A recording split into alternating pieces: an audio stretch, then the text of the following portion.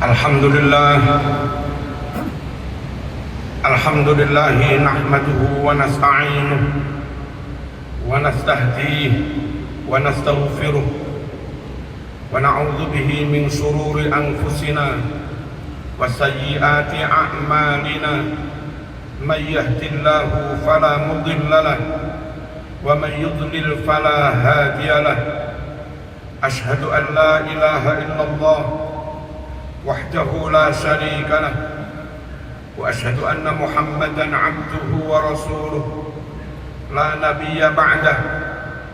Allahumma salli wa sallim wa barik ala sayyidina wa maulana Muhammad wa ala alihi wa sahbihi ajma'in. Amma ba'd, ikhwani ibadallah, usikum wa nafsi bitaqwallah. Ittaqullaha haqqa tuqatih wa la tamutunna illa wa antum muslimun.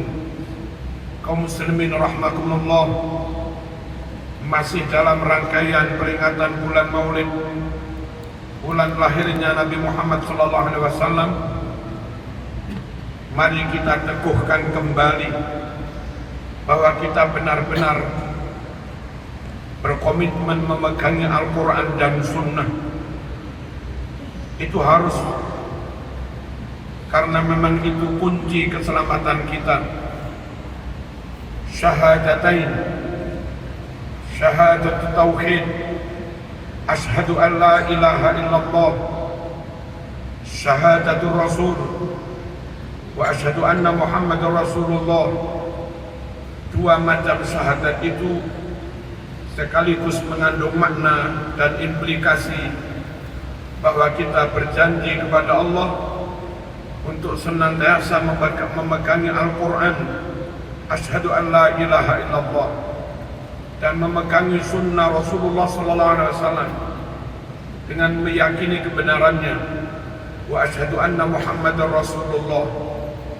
Selanjutnya Allah juga berfirman dalam Al-Quran, ya ayyuhalladzina amanu ati'ullah wa ati'ur rasul.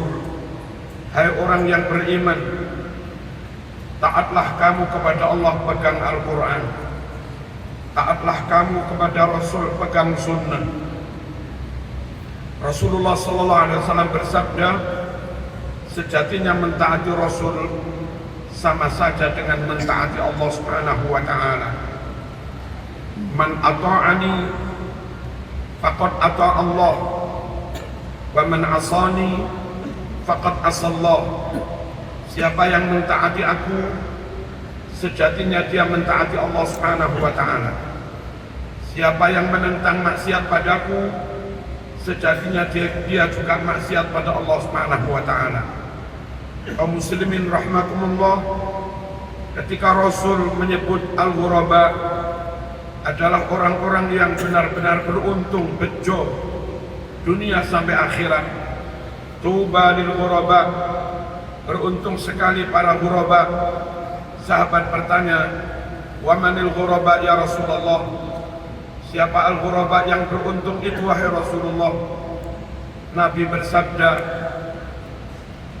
alladzina yuhyuna ma amatatin nas min sunnati. Al-ghuraba adalah mereka yang berkomitmen menghidupkan sunnahku di saat orang-orang lain meninggalkannya.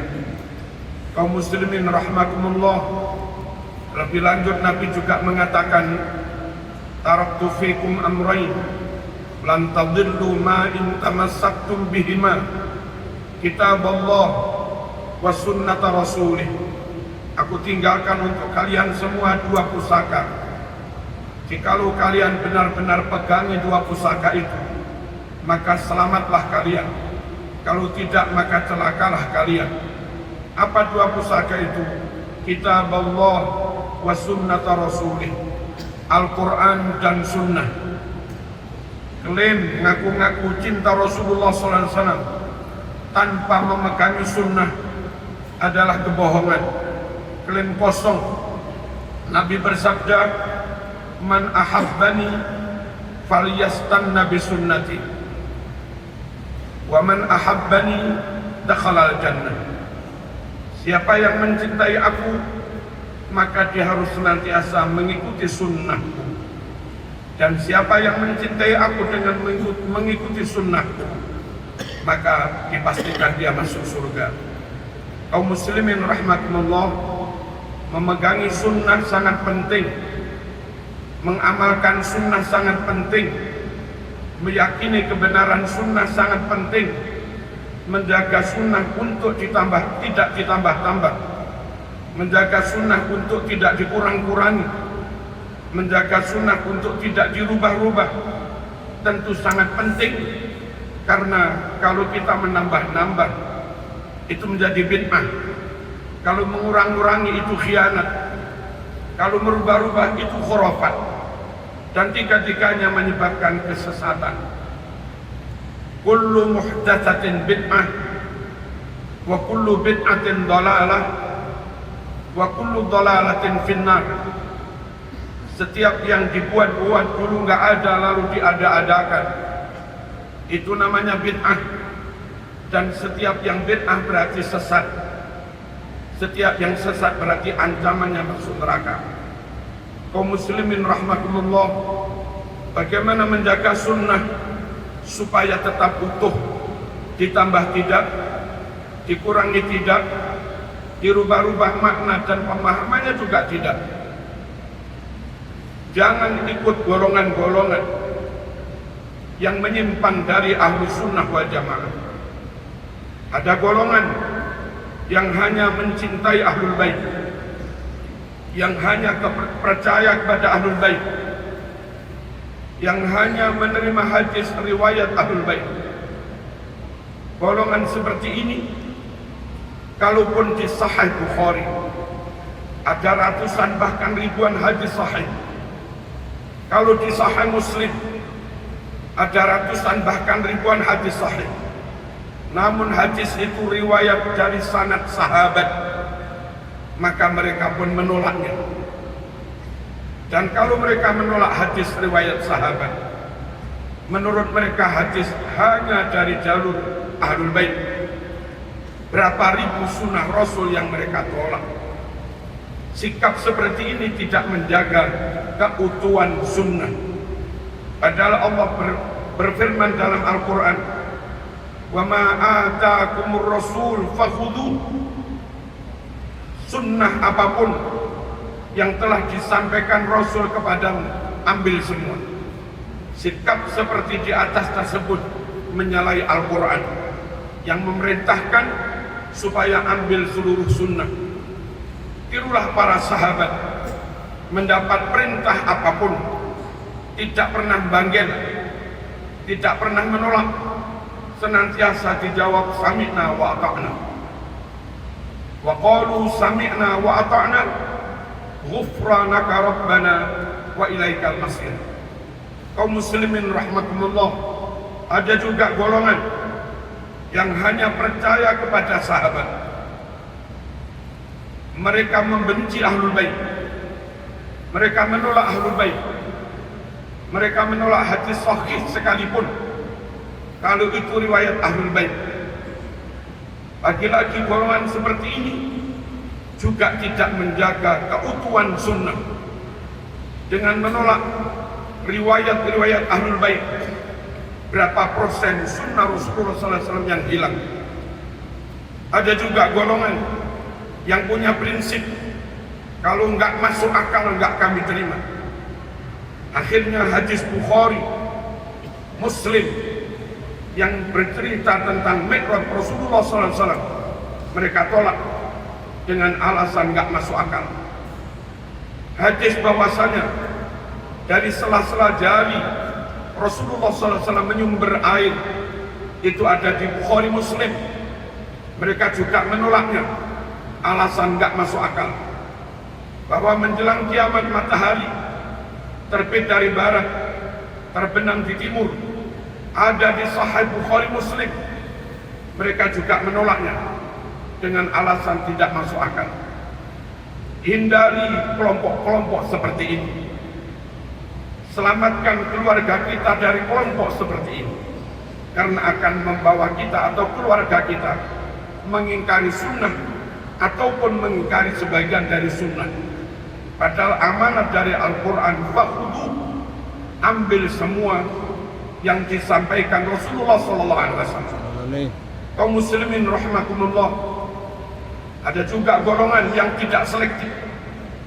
Hadis-hadis sangat lemah pun dipegangi, hadis munqati dipegangi, hadis mutarib dipegangi, bahkan hadis hampir maudhu' mereka pegangi dan sering mereka sampaikan kepada umat.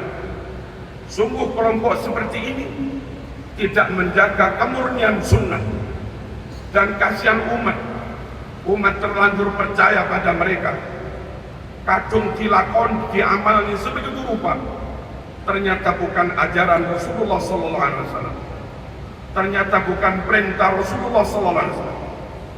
Sementara yang dijadikan ada pahala, sunnah menurut syarak, adalah amalan yang didasarkan pada perintah dan tuntunan Rasulullah SAW. Sahih Muslim menyebutkan, man amila amalan laisa alaihi amruna fahuwa raddun. Siapa yang melakukan amalan tidak didasarkan perintah kami, enggak ada tuntunan yang sahih, maka amal itu ditolak. Jamaah, hindari pula kelompok-kelompok yang tidak teliti, tidak selektif, tidak melakukan jarh wa ta'dil, tidak melakukan verifikasi secara ketat terhadap berbagai riwayat, akhirnya terjebak kepada hal-hal yang khurafat yang didasarkan pada riwayat yang maudhu' atau riwayat yang sangat lemah. Ada beberapa contoh. Jumat terakhir di bulan Ramadan ba'da Isya, orang pada sholat 12 rakaat dengan dinamakan sholat raghaib, katanya bisa menggantikan barangkali ada sholat fardu yang ditinggalkan. Itu hadisnya maudhu' palsu. Ada juga orang yang sholat di malam nisfu Sya'ban, hadisnya amat sangat lemah, sholat-sholat sunat. Ada juga yang sholat di hari Jumat minggu pertama bulan Rajab dengan maksud menebus dosa setahun, hadisnya juga amat sangat lemah.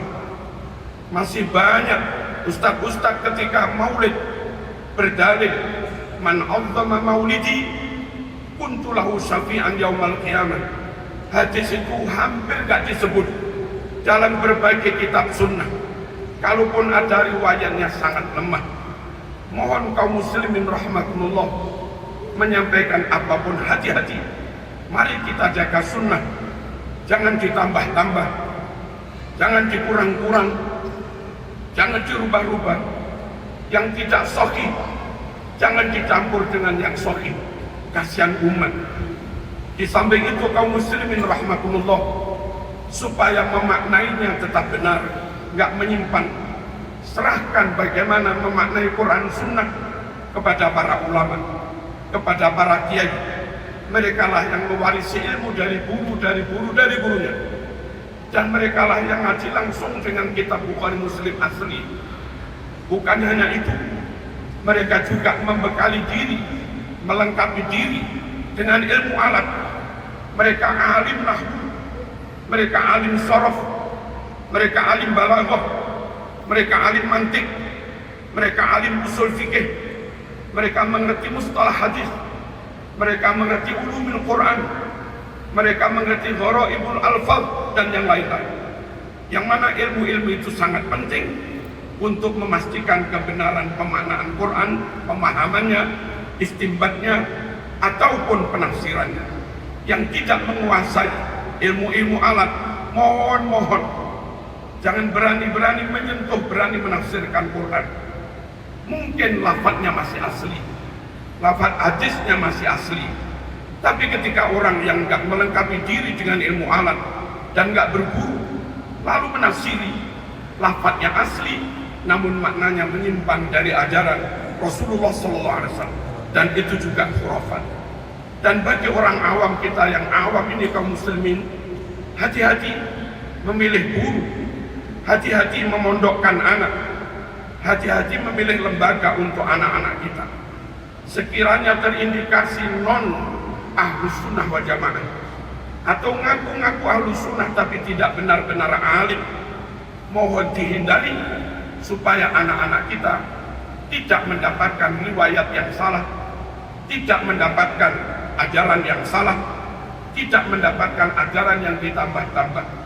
Penutup, Nabi berdoa, Allahumma arham khulafai, ya Allah rahmatilah para generasi penerusku. Sahabat bertanya, wa man khulafauka ya Rasulullah, siapa generasi penerusmu hai Rasulullah? Nabi bersabda, alladzina yarwuna ahadisi, yaitu mereka-mereka yang menyebarkan, menyampaikan sunnah-sunnah.